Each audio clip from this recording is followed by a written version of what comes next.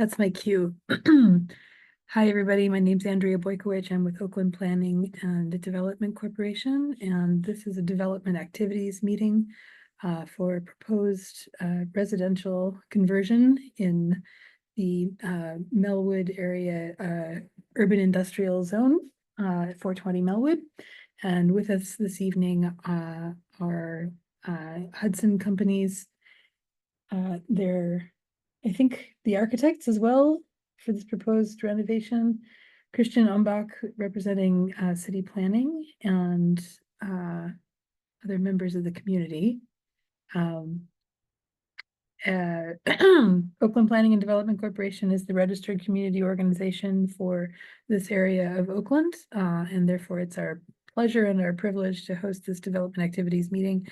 At any time, if anyone has questions or would like to be able to ask for more information, please drop things in the chat. It's a little easier to manage that way as we go forward. But if you would like to raise your hand, or if you're joining us by phone, please just unmute and say something to let us know that you have a question.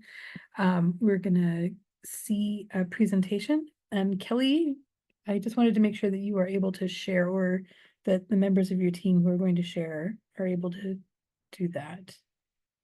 Yes, I can go ahead and screen share. Fantastic. Okay. I'm going to hand it over to Hudson Companies to introduce themselves. Check with Christian that I didn't omit any piece of relevant information. No, we're good. Okay. Please take it away.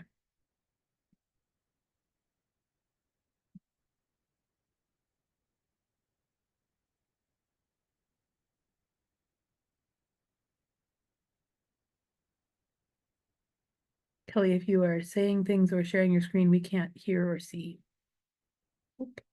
Okay, how's that? Can you see the screen now? We can see, yes, thank you. Okay, great. Like I said, I got a new computer and trying to work out the kinks. So let me introduce our team to you first of all. So on the phone tonight, we have Jonathan Hudson, who is a partner at Hudson Companies. Jonathan is on tonight.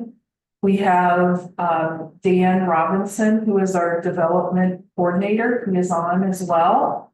We have Jack Williams, our architect with Jack Williams Architecture. And myself, I'm Kelly Coey, and I'm the director of development for Hudson Companies. So I'll start us off unless, and Jonathan's going to chime in as needed. Same with Dan, and Jack's going to be presenting part of the presentation, but I'll go ahead and start us off. So this first shot that you're seeing is a picture of the 450 Melwood building here. Beautiful old building. This is Melwood along here, and this is the project. 450 Melwood. This is the driveway going into the above ground parking level. The structured parking is in the back, and this little piece that you see over here to the left is the ramp that goes down to the parking underground. And this is going to be a renovation of taking this existing office building and converting it into residential use. So the table of contents, as you can see, I'll briefly go through the building summary. The unit breakdown is, there's a total of 42 units being proposed. The unit breakdown is 9 studio apartments, 26 one-bedroom, one-bath units, 6 two-bedroom, two-bath, I think that's supposed to be bath, Jack. Sorry, typo there. 2-bedroom, two-bath, and 1 3-bedroom, 2-bath, again, for a total of 42 units. Per zoning, we have the inclusionary units, 10% shall be inclusionary or affordable units, which equates to 5 units. And the vehicle parking spaces outdoor, we're gonna take advantage of the 70%, which means 30 required spaces. And the bicycle parking, therefore, indoor would be 14 protected bike spaces, so 1 per 3 apartments.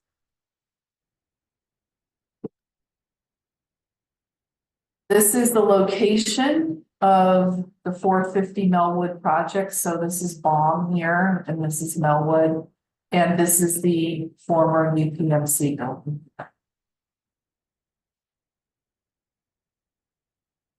These are shots, an aerial shot. So just to get, I mean, this is the front of the building. So along Melwood Avenue, it's a 2-story masonry, steel and wood frame building. It's a very low sloped roof.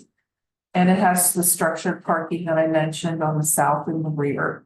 It was previously used as an office building. This is an aerial of it. But this is again is Melwood here. This site over here is the Parker, which we previously presented. This site over here with the crane on it is the Julian, just to get your bearings. And then this again is the structured parking in the back and the ramp that goes down. And then this is the building. This is an interior renovation only. Jack, I'm going to let you take it from here on zoning. Sure. So the zoning district that the project lies in, you can kind of see it's sort of half in the brown area and it's half in that greenway area, which is sort of not zoned for development at all. But the area this falls in is UI, urban industrial, and it sits partially on a 25% greater slope, although it is an existing structure and we're not really doing any structural alterations to it. It has previously not been determined to be landslide prone or undermined. And the allowable setbacks, so that kind of really don't make any difference for us because it's an existing building in that district are 0 feet if it's abutting a property that's also at 0 feet on the front and the sides. And then there is a setback at the rear, but doesn't really mean much for it because the property extends far, far back all the way to the busway. The maximum allowable height is 60 feet or 4 stories. This building is really two stories above grade. And the lower level is about half buried and really doesn't constitute a full story in terms of the building code.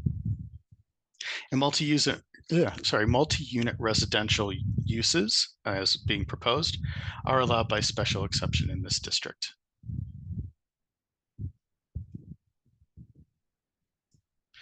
Next, we're going to show you sort of the proposed plans. These are at a very schematic level, but it gives you a sense of how the units are organized and what sort of amenity spaces will be in the building. So this is the lower level. Just to get you oriented, Melwood would be to the right, running vertically on the right side of the building. So that is all buried. That side of the building is buried. And most of the top of the page and most of the lower portion of the page are also buried. The lower part of the page is where the ramp comes down to the parking area that would be level with this floor. And then you can kind of make out a retaining wall, sort of a zigzaggy retaining wall at column line 1A to column line 3A. There's an areaway there that allows light in, and there's some windows along that wall. And so there's really only windows at the plan left and at that window well. So on this lower level, we have 5 units, a mixture of 1-bedrooms and studios to take advantage of the windows there. And we have access from the lower level parking garage at this level, at that corridor entrance, so just above column E1. And then the balance of this space is, it's high. It has probably about a 12-ish foot ceiling. We're planning on using that as a space for like a tenant fitness area with a potential running track and some tenant storage. And, you know, there's some other things we're sort of tossing around, like possibility of like a spinning room or a golf simulator, maybe like a theater that people could sign out. But it's all buried space, doesn't really get natural light, so it doesn't make good space for use of residential units. Next page. This page is at grade with Melwood. So Melwood, again, is on the right-hand side, running vertically on the page. The existing entrance to the office building is that sort of diagonal cube that you see at the top with an elevator and a vestibule. So when you come in off of that vestibule, we have units sort of on the right and on the lower part of the building. They're all single-story units, sort of go down the page on the right and across the bottom. Mixture of 1-bedrooms and studios. So the green are 1-bedrooms, the pink are the studios. And then we have kind of a high bay space between columns 1 and 8, where it's tall enough to do like a 2-story unit, but not really tall enough to slip like a unit above a unit. So these are lofted units. They have a bedroom on the main floor of the unit, and then they also have a bedroom and a bath on the second floor. So those purple units are 2-bedroom, where they have 1 bedroom and a bath on the main floor and a bedroom and a bath on the second. And then the anomaly is the unit that sits between sort of 7 and 8. That's actually a 3-bedroom, 2-bath. It'll have 2 bedrooms on the upper floor. This is the story above, so we really only have a full 2 stories along Melwood and then along the southern portion of the plan. You can see those spaces that are X'd out. That's where the lofted units are, where the upstairs bedrooms and bath would be. And on this floor, on the right and on the lower level, it's basically a duplicate of the floor below. So a mixture of 1-bedroom, 1-bath, and studio apartments. We'll be keeping the existing staircases. We'll be keeping both the existing elevators, but most of the rest of it will be a full interior gut and rebuild.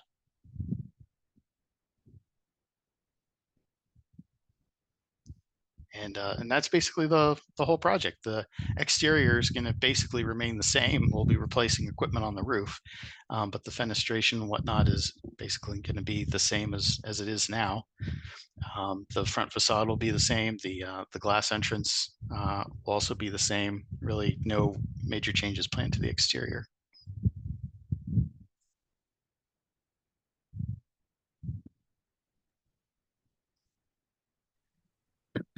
Jack, do you have anything else that you wanted to add about this project, or? I don't think so, other than obviously we can accommodate all of the required parking on site. We'll be required to have 30 spaces, and we'll be taking advantage of a 30% discount in those spaces by providing protected indoor bicycle parking, which we'll be doing on the lower level.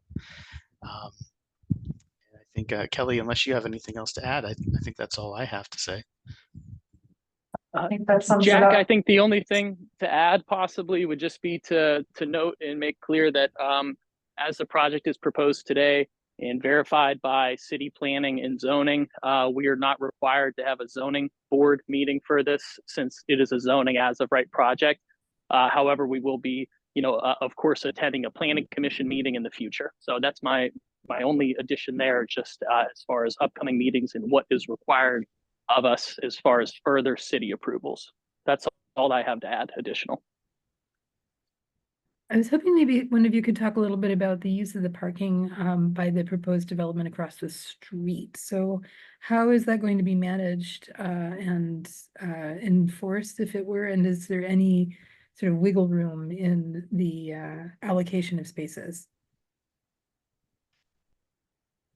As far as parking enforced, do you mean is there meaning how will the spaces be utilized, or how would we would ensure that they would only be utilized by residents? Is that what you mean by enforce? Exactly, how to be ensured that it's It would be it's a gated lot. So it's currently set up to be gated today, and there's proper queuing space for it to be gated. So similar to other buildings that we own and manage in markets in areas similar to this in the city, residents are allocated a key card, so they would have a fob access to the parking and spots.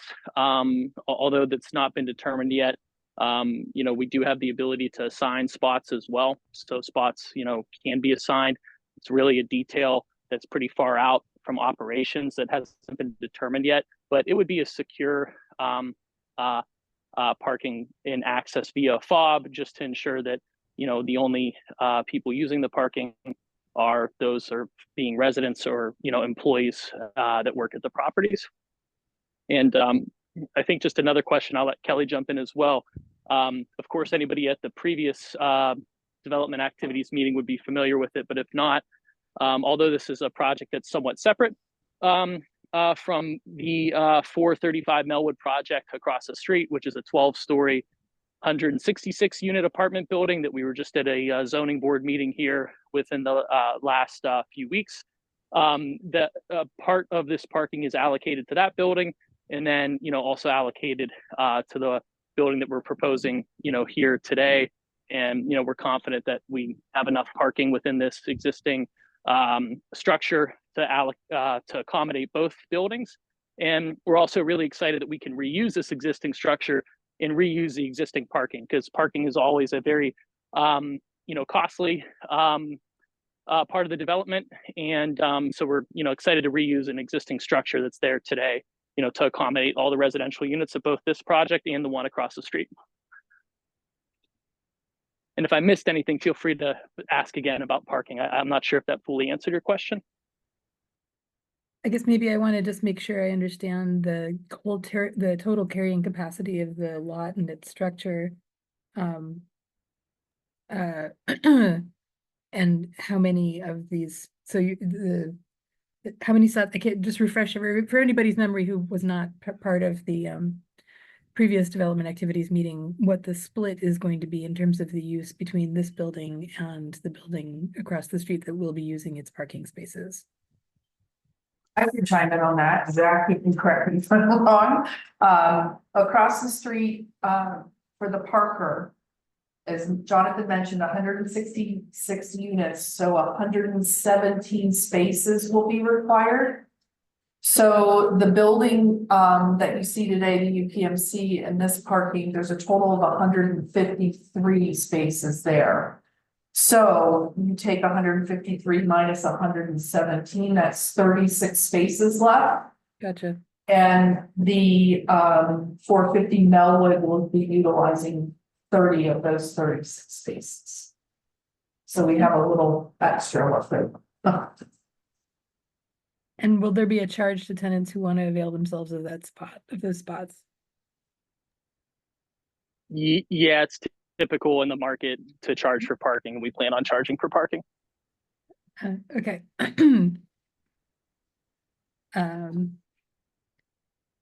I'm actually not familiar with whether or not there's residential permit parking on Melwood. I don't believe that there is, because it's not a residential zone. Yeah, I don't think there so, is, at least not in this area. Maybe further down. Yeah, maybe there is further down. further down on the street, but I don't believe in this specific area. But further down on the other side of Denver Street, there is, I believe it's 1 hour residential parking. Gotcha. Thank you, Colleen. Yeah, I think for this particular street, which is probably about as far as people would be tempted to walk, that it is not. There might be a conflict, and just sort of as a heads up, letting you know that it is an established pattern elsewhere in Oakland, especially that renters who are being charged for off-street spaces will sometimes choose to opt out of that in favor of parking on the street if it's easy for them to find spaces, and or if they can pay for residential permit parking. So we can have to look at that. Since the building itself is not located in the zone, and since that is the address of the people who would be applying for residential parking permits, I don't believe that those people would be eligible to participate in any nearby RPP zones. I'm just a little bit interested to know what's going to happen to the parking on the street. We have a few questions in the chat, and let me see if I can start with those. Mavis from Oakland Transportation Management Association is asking what the anticipated construction schedule is, and whether or not there's a plan for transportation management for alternatives, like a monthly transit pass in lieu of a dedicated parking space.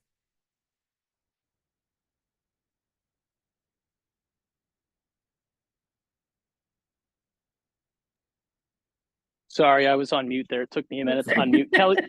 Kelly, feel free to jump in as well on timeline. I appreciate that question. Right now, there's not a plan for a monthly shuttle in lieu of.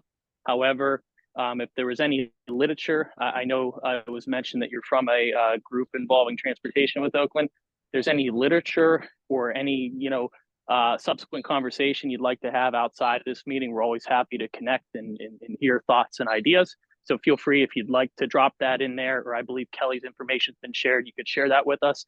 As far as transportation management. We actively are working with DOMI, Department of Mobility and Infrastructure, which I'm sure you're familiar with. And, we'll continue to be working with them as we go through, all of the construction, staging, and traffic management plans as well. So we have had some conversations back and forth with them and are continuing to do so. And Kelly, feel free to chime in on construction time frame, and might also be helpful just to mention how that it's really running alongside the other project as well that we presented at the last development activities meeting. Sure. On the time frame, we are going through, like Jack mentioned, our schematic design. So we'll be moving into design development very soon. We plan to bring this project in front of Planning Commission in September alongside the Parker, so that those two projects will be brought to Planning Commission in September. And we hope to wrap up all of the construction documents for both projects by the first of the year and have our permits in hand by the first of the year. And that would mean a spring start for construction. And do you know how long roughly you're expecting at least this project, if not the other two? Yeah, so that I do not have a handle on yet of when this one would open. I'm guessing it would run fairly simultaneous with the Parker. The Parker is roughly an 18-month construction schedule. And we're going to be running those projects side by side. So I don't know that we'll start immediately, but this one, would run, and obviously, since it's just interior renovation, it would not take as long. They'll definitely run alongside each other. This building will not take longer than the Parker to complete for sure. And Kelly, as you kind of alluded to, if anything, it could be done a little bit earlier, but we're definitely running them side by side. There's a question in the chat about how the construction will affect residents, and maybe this might be an opportunity to talk a little bit about the Julian's construction schedule, since that's ongoing and maybe stretching a little bit longer than folks might have anticipated. Sure. Yeah, we're slated to be completed with the Julian here and begin welcoming residents to that building in end of this year, spring of 25. So spring of 25 will be, that building will be fully complete and operational. With the construction of that building, it is possible that certain floors will be completed before others. So that's why I'm saying it is anticipated to be done at the end of this year, through spring. So there could be partial occupancy opportunities there. We expect this building to be built, and I know we're here talking about 450 Melwood, which is the one we showed everybody, but we've referenced the Parker building across the street. So I just want to keep that in here and reference a comment to that. There is no underground parking structure with that proposed building. That really is something that takes the longest of these projects. Again, that's why we're excited to be able to utilize the existing parking structure at 450 Melwood. Makes the project a lot more feasible and the timeline more efficient and quicker. The underground parking structures are more timely, costly, and have more unforeseen. So that's something that is different between those two projects that I will point to if somebody were to ask, what are the differences and why do you think this one would go quicker? That's what I would point. I'd point to that comment there. So that's timeline. Really, as this project is starting, the other one being the Julian will have been completed. So, although, their construction will continue to be active on that street, the Julian will be finished at that point. And, that should be helpful. So there's not, three buildings adjacent to each other, all having construction at the same time. So because the 450 Melwood is entirely an interior renovation project, I'm expecting you would be staging your, any construction vehicles or any supporting stuff like that in the parking lot or in the parking structure next to the building, right? Like it's not going to be in the street. Yeah. Yeah. Where possible, yes. Could there be limitations on storing certain materials and whatnot on areas of that parking structure that you would need to be careful of weight and load? Yes, but we have some flexibility there as far as lay down in areas to store, and we could also use that area to park during construction too. That's actually an area that we're using to park not construction equipment, but laborers that are driving to the construction project. They're parking in that lot today. So we're also really making sure, as we're managing the personnel on site, we're limiting impact to street parking and other things. And because it's again, like you mentioned, it's interior fit out. It's going to be a lot lighter construction, a lot less invasive, and is going to require less closure outside of the building. So that one should be a lot simpler in terms of scope and effect it has on neighboring properties and anybody in the area. Do you currently own the building 450 Melwood, or is that still in the process of being negotiated? We're under we have site control of it and have an option agreement to purchase the property. Do you have any information available about the extent to which UPMC had filled its lot there with people? It's kind of, relevant in the context of people asking, how much Sure. additional traffic this project is going to add, and if, for instance, less traffic. Yeah. Okay. Yeah, it's less. Yeah, and I appreciate you bringing that up. So for a couple points to make first, what you see today, as far as traffic and usage by UPMC, is less as what it has been historically, because they used to occupy the entire building. Now they are only occupying a third of what they used to occupy. Okay, so that's they are using a third of the building up until this end of the year, and then they are out completely. That was an office use that had to a degree some shift work in it. So it had a lot of people coming from 8 to 4:30, 5 o'clock, and then it had some after hours people and some people coming earlier. So there was some staggered shifts, and then there was a basically 9 to 5 type of group of employees there as well. So although there was a little over 150 spaces, like I mentioned, I have been told at its peak, and this is what I have been just told, being that it was a 60,000 square foot building being used in an office and somewhat of a call center capacity, that at its peak there's anywhere between 220 to 250 employees there. So for one, there would have been more people using it. The lot always would have been full throughout the day, people coming and going. There's also a component of it that is used by MedSpeed. It's kind of like a Quest Diagnostics use. So there's a lot of delivery shuttling in and out throughout the day. So there was an aspect of that. And really very heavy from that, everybody coming at 9 and leaving at 5. So with it being residential, we see one, less parking being needed, and then schedules amongst residents vary, and there's not always people flooding in and out at the same time.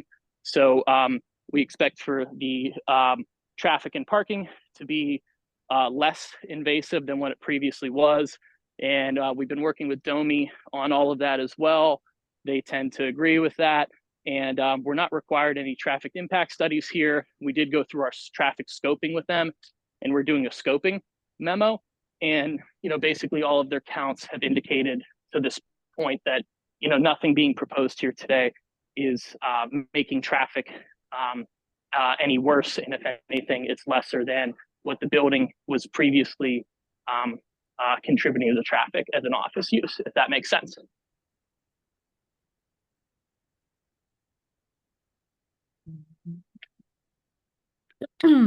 We have a question in the chat here from Tim Schuley that concerns the project's financing. what's the budget for this project? Is it financing, is it financed, and what is it taking to finance 3 significant projects like this in the same area in the current business climate? In fairness, I would just like to say that's a journalistic question, less about the project, but if you would like to. Sure.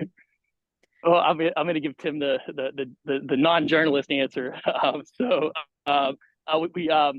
Hey, we're really happy and excited to be able to hopefully successfully pull off these 3 projects in tandem. They are privately financed projects. We don't disclose any budget numbers at this time, nor would we plan to in the future. But it is a challenging climate to do business in. We're a very long-term focused group, and are very happy to have developed here in Pittsburgh, continue developing and owning in Pittsburgh, and we're happy to be long-term stakeholders, within the Pittsburgh and greater Pittsburgh area. So, although I can't answer all of your questions, it's been a nice project so far, and we hope to see it across the finish line here in the coming months.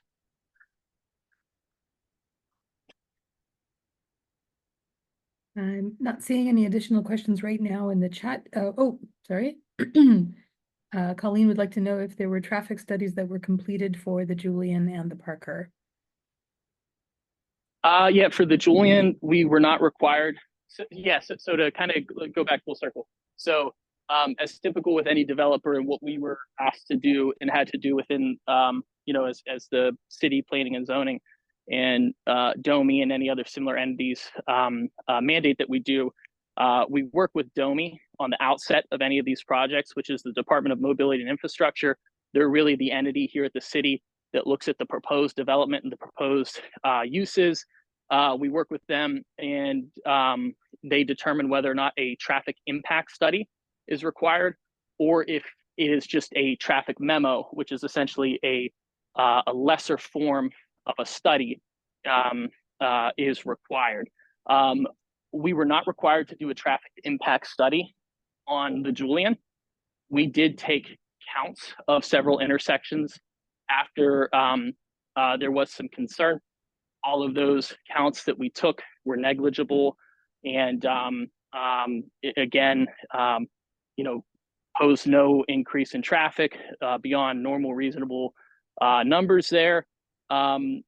For the Parker, which is the 12-story building across the street, DOMI did not require a traffic impact study. They have required a traffic memo, which we are working with them on.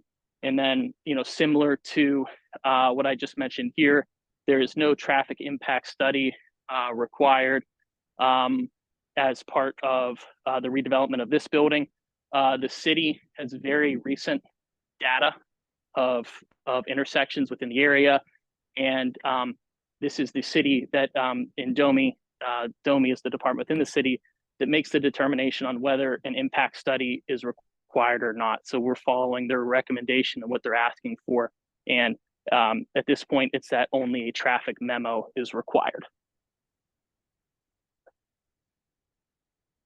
So I'm sure, as you can recall, Jonathan, from the conversation that we had in the public meetings for the Julian when you were getting started, there's a great deal of concern about the extent to which residential traffic exiting that building, perhaps also exiting the Parker, would seek to make a shortcut through Polish Hill on Gold Way in order to be able to avoid navigating BOM, getting up to Bigelow. And I was just wondering if, I know that that is not the project that we're discussing at this moment, but the anxiety with regards to the parking and traffic impact that residential development in this urban industrial area will have on, the residential quality of life, not just for the people who are right here on Melwood, but also for the section of Melwood, which is in Polish Hill. I was just wondering if by any chance you would like to comment on that. Yeah, I would go back to how we did the traffic study a couple years ago for the Julian when we weren't required. So again, we weren't required to do it. We did it, and we studied those intersections that were of concern. And it came back that the proposed development does not have a material impact in adding more traffic to it. So I mean, we have a professional traffic engineer would have done that report and handed it over to the city and Domi. And Domi is the one that makes that determination. So I would say when we did that project a few years ago, we really went above what we were asked to do to show that, and it was shown. I don't mean to minimize anybody's concern. It's a genuine concern, and it's a legitimate concern and a question to bring up. But we responded in the way that we should have, and did the report, and the report showed that. So I can really only work with the traffic engineer and submit those reports to the city and allow the city to make that determination, and that's the determination they made. I didn't mean to put you into a position where you felt you had to defend it. I was simply asking if there was any sort of contextualizing information that might Sure. sort of explain. So maybe No. refresh everybody's Okay. memory about how many parking spaces, for instance, are in the Julian's parking structure, and your anticipation about how it is that people will be getting around and where you expect your market is coming from. Because I think that kind of study that you've done, it helps to sort of provide everybody some information about what it is that exactly you are expecting the traffic to be. Make sense? Sorry, a bit of a convoluted question. If your expectation is that people who are renting in the Julian and in the Parker and in this 450 Melwood project predominantly are accessing employment and education and other services that are easily accessed either on foot or by bicycle or by transit, then your expectation is that there's less of a need for them to have a car, for instance, than if this were far removed from those kinds of amenities. So your expectation about how many people are actually going to be in these buildings with cars that are contributing to the neighborhood traffic, I guess, is just in order to be able to make sure everybody understands what it is that we're expecting is going to happen when the Julian comes online.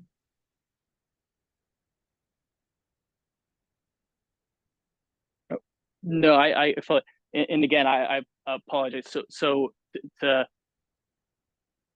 you asking where I think people will be, where I think various residents will be driving to and from within the city from the properties? I guess, is there any information that you have about where it's like the expected market, where it's coming from and where it might be going? It's okay if no, I was just asking if you had. Yeah.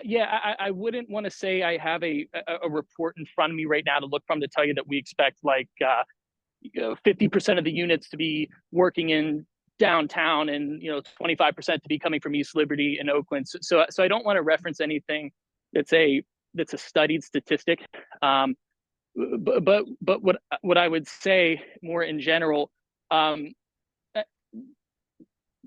one, we're going to have people that have a vehicle at the property and don't have a vehicle at the property, where there's going to be a nature that they're going to be remote work or working from home.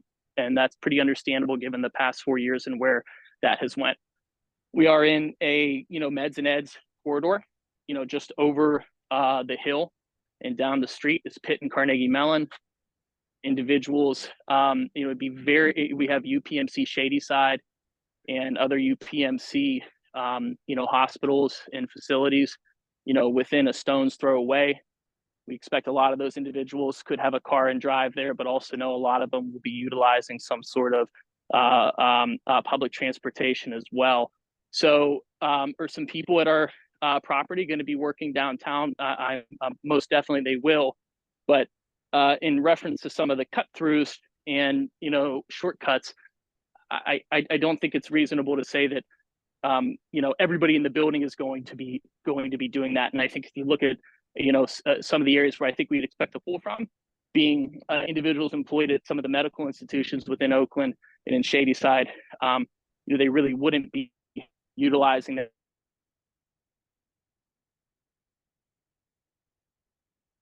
They wouldn't be utilizing Goldway, sorry.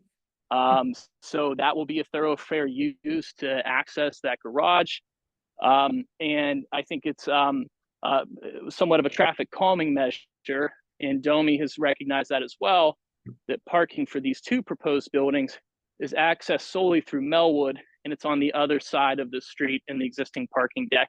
So we're really actually, again, just kind of, purely geography of where the sites sit, more of a natural path of travel that, individuals that might be living in the Julian might go all the way down Melwood.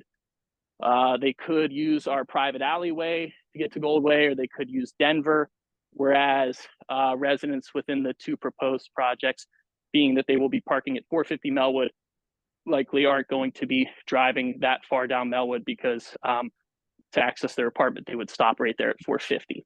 So hopefully that is it's a little bit better information, if that's helpful. Thank you. That was Sure. Mavis is asking, would you be able to survey tenants regarding their anticipated commuter travel needs to determine what percentage may be working remotely versus the traditional work/school commute? Mavis, maybe you'd like to explain a little bit what it is that you have in mind by survey. You can unmute and ask if you'd like. Hi, thanks, Andrea. I'm just curious, not only for this development, but for the other two, the Julian and the Parker, given the potential volume of tenants, might there be a chance to understand what the tenants' commuter needs might be? For example, if you add up all of the parking spaces that were being discussed today, look at the potential for, rather than providing dedicated parking spaces, why not ask and determine how many tenants actually need a dedicated parking space versus being able to introduce, I think I'd mentioned parking cash out, which would be an option where instead of a dedicated parking space, you can provide tenants with a stipend that would cover the cost for a monthly transit pass, or that would provide ride matching services to actually help them understand what better commuting options might be available to them versus just jumping into a car. I'll look at carpools, van pools, things like that. So that's kind of the reason for a lot of the questions about education to the tenants, and then also surveying them to understand what their actual travel needs might be, and are there better options that can be brought to their attention. Sure. No, I appreciate the recommendations on some of the more creative alternative transportation methods, and always agree that some of your best information can come from surveying. So given that we don't have any existing tenants at the building, we can't survey them. But one thing we have done previously and have updated here regularly is we talk to other apartment buildings within the immediate market area. So this isn't a greater Pittsburgh thing, or just like a throughout the whole city. As everybody knows, neighborhoods, real estate neighborhoods are hyper local. So the amount of people maybe having cars in, East Liberty and driving is different than, Central Oakland, and it's different than the South Side, right? So, parking is really important for us to look at, because it's one of the most costly things to produce at the property, and to build through construction, of course, is what I mean by that. It's also, very important for the operations of the building, because we can never really have less parking than we truly need, because candidly, we won't be able to lease apartment units. It's, we operate a lot. We operate around 2,500 apartment units. And we know it's crucial that if you want to lease to somebody and they call you and they have a car, you want to be able to offer them a parking space. So that's kind of just a couple comments. And then to get back to your comment on surveying, we'll always continue to do that for the future. One thing that we have done when we look at, getting comfortable with how much parking we're going to provide, regardless of what zoning requires, is really a parking utilization rate. So we really look at other apartment buildings within the market, and talk to their management companies and individuals on site, and really just gather data, from a professional courtesy standpoint, and ask them, what's your occupancy rate, and how many parking spaces do you have, and then how many parking spaces are leased. So we really look at what that utilization rate is, and the utilization rate that we have found is pretty much in line with you know, what zoning requires and what we're proposing, you know, it's always coming back to, you know, parking is never 1-to-1 in these buildings. It's closer to the 70-75% range. So that's why we're comfortable with that. I don't think we're overbuilding parking here. We're definitely not underbuilding it either. So we're just, you know, comfortable with those numbers through those methods, if that makes sense. And we pull from just existing properties that we own within the market. Nothing that's directly within, you know, half a mile from this building worth mentioning that I pulled from. That's why we really look at market comps and talk to other, you know, properties on what they're seeing, if that makes sense. But I appreciate your comment, and that's something we'll keep in mind going forward as well.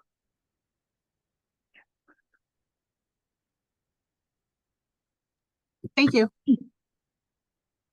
Yeah, thank you.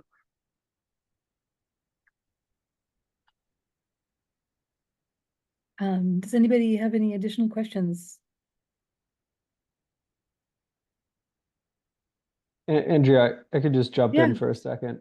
I saw that one of the questions was, is that one of the traffic studies available to the public? That's something I could look into with our colleagues over at DOMI to see if we could talk through that with the public. So I'll follow up on that. Thank you. Appreciate it.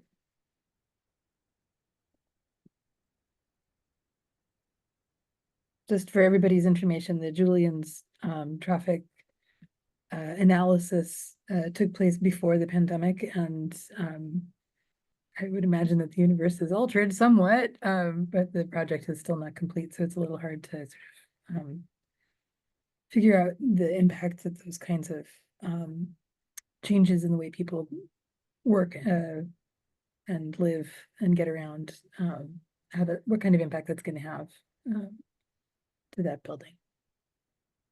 Do you have a date on that, out of curiosity, that you said it was completed by? Meaning that all of the conversations that we had about the Julian took place before the pandemic shut everyone down, right? Did they not? Am I misremembering? Yeah. We would have had approvals after because we were all virtual then, I think, and we were all through zoning, and planning was all virtual only. So that one would have been more recent than that. Yeah. Right in the I'll give you, it was right in the thick of it. It was right when there was a lot of you know, so there's a lot of stuff going on, but would have been as it was happening. Right. What is time? I guess what I was trying to mean was or what I was trying to say was that the analysis of sure, people get around hadn't yet quite reckoned with any kind of longer term impact that the shutdown and remote would have had on people's live work patterns. I guess that was sure where I was going. No, that's no, totally fair. I follow you completely. Yep.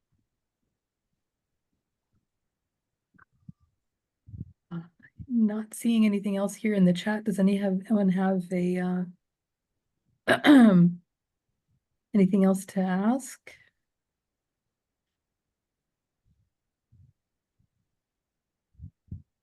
Okay.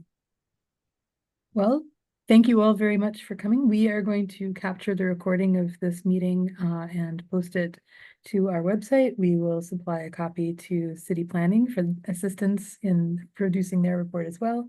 And if I could ask Hudson, you guys, once you have a date, please, for the September Planning Commission meeting, we'd love to be able to share that out with everyone. So if meanwhile anyone has any questions or any comments they'd like to offer, you can always email us at questions@opdc.org.